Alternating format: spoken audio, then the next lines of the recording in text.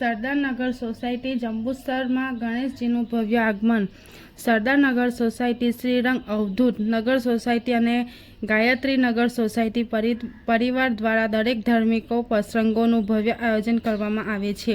આજરોજ પિસાદ મહાદેવ મંદિરેથી ભવ્ય શોભાયાત્રાનું આયોજન કરી સરદારનગર સોસાયટીમાં ગણેશજીની સ્થાપના કરવામાં આવી હતી।